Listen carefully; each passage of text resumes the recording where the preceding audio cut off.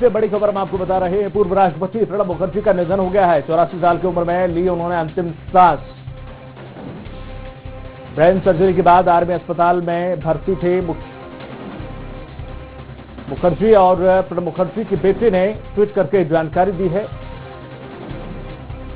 Corona संकट के चलते अस्पताल में वो भर्ती थे और कहा जा रहा था कि उनके फेफड़ों में इंफेक्शन हो गया है और वो वेंटिलेटर पर थे। ब्रेन सर्जरी के बाद आर्मी अस्पताल में भर्ती थे मुखर्जी।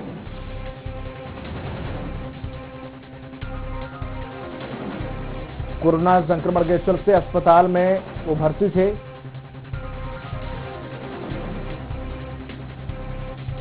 और उनके फेफड़ों में इंफेक्शन हो गया था। लगातार डॉक्टरों की निगरानी में थे वो, लेकिन अब जो खबर आ रही है उनका निधन हो गया है।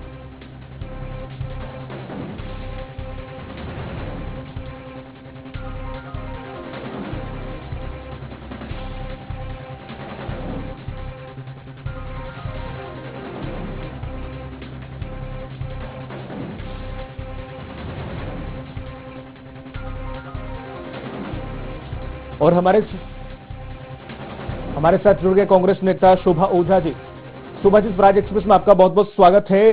पूरे देश के लिए ही अपूर्व क्षति है ये, जिस तरीके से उनका जो कार्यकाल था वो बेहतरीन कार्यकालों में गिना जाता जब वो राष्ट्रपति थे। आज 84 साल की उम्र में उनका निधन हो गया, क्या कहना चाहेंगे आप? देखिए, बहुत ही दुखद खबर है और जैसा आपने कहा वाकई एक ऐसी क्षति है जिसकी पूर्ति नहीं हो पाएगी। प्रणब जी न केवल एक जाने माने राजनीतिज्ञ थे, एक अर्थशास्त्री थे और जिनका एक लंबा सेवा रही है देश के लिए। वित्त मंत्री के रूप में भी उन्होंने बहुत ही सराहनीय काम किए हैं। साथ ही राष्ट्रपति के रूप में भी उन्हें हमेशा के लिए याद किया जाएगा और मैं समझती हूँ, मैं तो प्रणब जी के साथ काम कर चुकी हूँ और जिसे कहना चाहिए बुद्धिजीवी थे, बहुत ही लर्नर्ड व्यक्ति थे और मैं समझती कॉन्स्टिट्यूशन पे इतनी पकड़, उनकी जितनी पकड़ मैं नहीं समझती किसी और की होगी। जिस तरह से पूरा कॉन्स्टिट्यूशन उनके फिंगर टिप्स पे था, बहुत ही एक जीनियस जिसके हम कह सकते हैं। और उनका जाने से कांग्रेस परिवार ही नहीं पूरे देश को बहुत बड़ी क्षति पहुंची। बिल्कुल जाहिर है, जिस तरीके से अभी हाल ही में वो अर्थशास्त्री से आपने कहा कि बुद्धिजीवी भी थे, अर्थशास्त्री भी थे। कई बार वित्त मंत्री सत्ता पक्ष वर्गों ने कई बार राय शुमारी लेने के लिए उनके पास जाती थी, कैसे भारत की आर्थिक स्थिति को सुधारा जाए, कैसे अर्थव्यवस्था को सुधारा जाए। जी जिसे कहना चाहिए सच्चे हिंदुस्तानी थे, जिनकी सोच थी कि भारत कैसे आगे बढ़े, जिनका एक विजन था भारत के लिए। एक ऐसे वो नेता थे और उनके जाने से निश्चित ही हिंदुस्तान की एक इकोनॉमिक सोच में या हिंदुस्तान के इकोनॉमिक विजन में के लिए भी एक ये बहुत बड़ी क्षति है और बेहद दुख की बात है। और हमारे दिल से श्रद्धा सुमन एक ऐसे महान व्यक्ति के लिए हम व्यक्त करना चाहते हैं। तो शोभा जी, कभी ऐसा वक्त आया कि आप उनके साथ कुछ वक्त बिताया हो या कुछ काम किया हो या उनसे जुड़ी हुई कुछ याद या फिर कोई स्मृति हो? जी, वो एक बार हम लोगों के इंचार्ज थे जब मैं फ्रंटल ऑर्गेनाइजेशन में होती थी, दिल्ली में होती थी, तब वो हमारे इंचार्ज थे, जनरल सेक्रेटरी। और तब जब हम उनसे बात चर्चा करने जाते थे, वो एक बहुत ही जिसे कहना चाहिए पूरे टाइम वो कुछ ना कुछ पढ़ते रहते थे और मल्टी स्पेशलिस्ट थे और वो कई काम एक साथ करते थे। जब वो हमारी बात सुनते थे तभी भी पढ़ते हुए बात सुनते थे, बड़ा आश्चर्य होता था। हमें कई बार लगता था कि उन्होंने हमारी बात पूरी सुनी नहीं है और वो शायद उनका ज्यादा ध्यान पढ़ने में है। किताब हमेशा उनके सामने खुली रहती थी, पर ऐसा नहीं था। वो हमारी बात भी उतनी ही ध्यान से सुनते थे जितने ध्यान से किताब पढ़ते होते थे और बहुत ही अच्छे से वो हमको गाइड करते थे। तो मैंने कहा, जिस तरह से बुद्धिजीवी थे और हर चीज की जानकारी उनको खूब रहती थी, एक विजन था उनका, एक अच्छे इकोनॉमिस्ट थे, तो निश्चित ही ये देश के लिए बहुत बड़ी क्षति है उनका जाना। चलिए, हमसे जुड़ने के लिए बहुत बहुत शुक्रिया आपका शोभा जी। जिस तरीके से पूरे देश के लिए ये बड़ी क्षति बताई जा रही है, पूर्व राष्ट्रपति प्रणब मुखर्जी का निधन हो गया है। जैसा कि हम लगातार आपको बता रहे हैं, बुद्धिजीवी थे, अर्थशास्त्री थे और जो उनका राष्ट्रपति के दौरान जब वो रहे, वो कार्यकाल सबसे बेहतरीन कार्यकाल माना जाता है। और साथ ही साथ वित्त मंत्री के और अन्य पदों के रूप में भी उन्होंने कार्यभार संभाला और भारत को आगे बढ़ाने में हमेशा कुछ ना कुछ योगदान वो देते रहे। और साथ ही साथ वो हमेशा विवादित बयानों से बचते थे, सभी नेताओं के लिए आगे रहते थे और कांग्रेस में काफी अहम भूमिका में वो रहे थे। और राष्ट्रपति जब वो थे तो भारत को काफी आगे बढ़ाने का उन्होंने काम किया था। लेकिन जिस तरीके से अर्थशास्त्री जैसे कि बता रहे हैं, वो अर्थशास्त्री भी थे जाने माने, इसलिए कई बार निर्मला सीतारमण जो कि वित्त मंत्री हैं, केंद्रीय वित्त मंत्री, वो कई बार उनसे सलाह लेने के लिए भी जाती थी कि कैसे अर्थव्यवस्था को भारत की सुदृढ़ किया जाए, कैसे भारत को आगे बढ़ाया जाए। तो वो बड़े ही बेबाकी से अपने विचार रखते थे और बताते थे। कभी भी किसी भी प्रकार का कोई भी ऐसा विवादित या कोई भी ऐसा बयान उन्होंने मुंह से उनके शब्द नहीं निकले जिससे किसी को भी आहत हुआ हो या फिर देश के लिए किसी प्रकार की कोई बात कही हो। हमेशा उन्होंने देश को आगे बढ़ाया। पूर्व राष्ट्रपति प्रणब मुखर्जी का लेकिन आज 84 साल की उम्र में निधन हो गया है। कोरोना उन्हें हो गया था, जिसके चलते वार में अस्पताल में भर्ती थे। ब्रेन सर्जरी के बाद कहा यह भी जा रहा है कि उन्हें के जो फेफड़े थे उससे इन्फेक्शन हो गया था और लगातार वो संघर्ष कर रहे थे जीवन से। उसके बाद कोमा में चले गए और आखिरकार उन्होंने अंतिम सांस ली।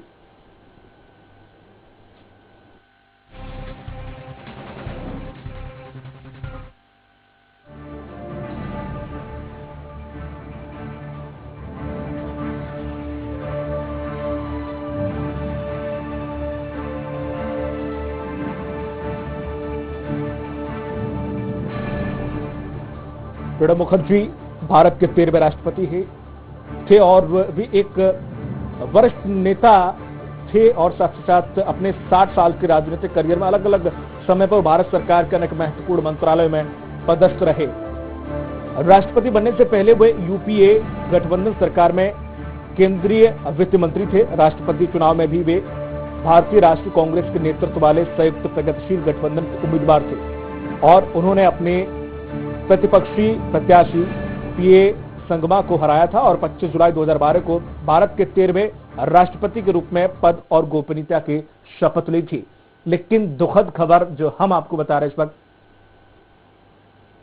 कि उनका निधन हो गया है।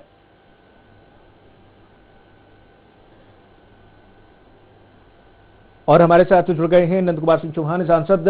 सर, स्वराज एक्सप्रेस में आपका बहुत बहुत स्वागत है। पूर्व राष्ट्रपति प्रणब मुखर्जी का निधन जाहिर है पूरे भारत के लिए या पूरी क्षति है। एक अर्थशास्त्री के रूप में उन्होंने बहुत अच्छी भूमिका निभाई और हमेशा भारत को आगे बढ़ाने का काम किया। जी,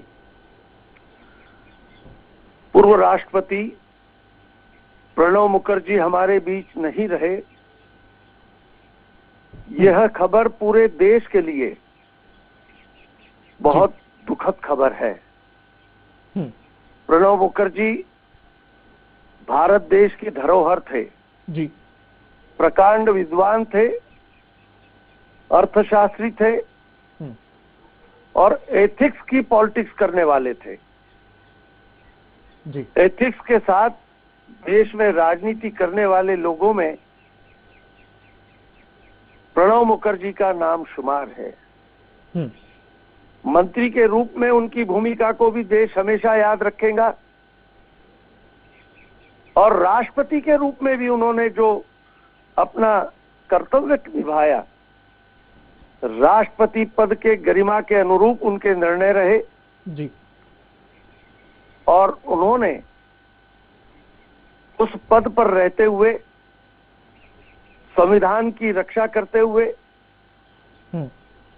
विधि विधान से राष्ट्रपति पद की जिम्मेदारी को निभाई।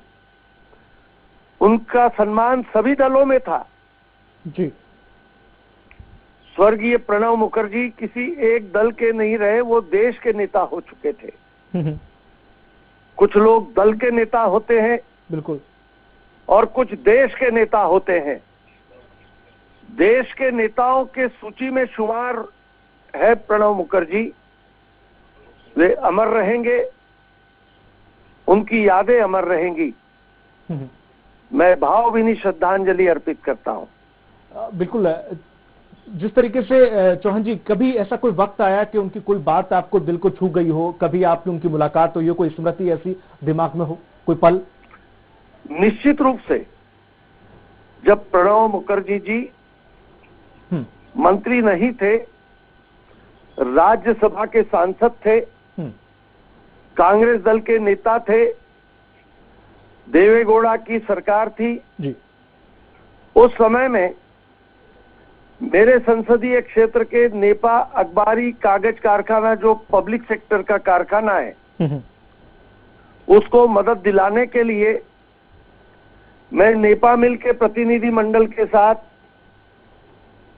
स्वर्गीय प्रणब मुखर्जी से भी मिला और उन्होंने बड़े गंभीरता से हमारी बात को सुनते हुए तत्कालीन उद्योग मंत्री स्वर्गीय मुरासोली मारन को नेपा मिल के पक्ष में फोन भी किया था।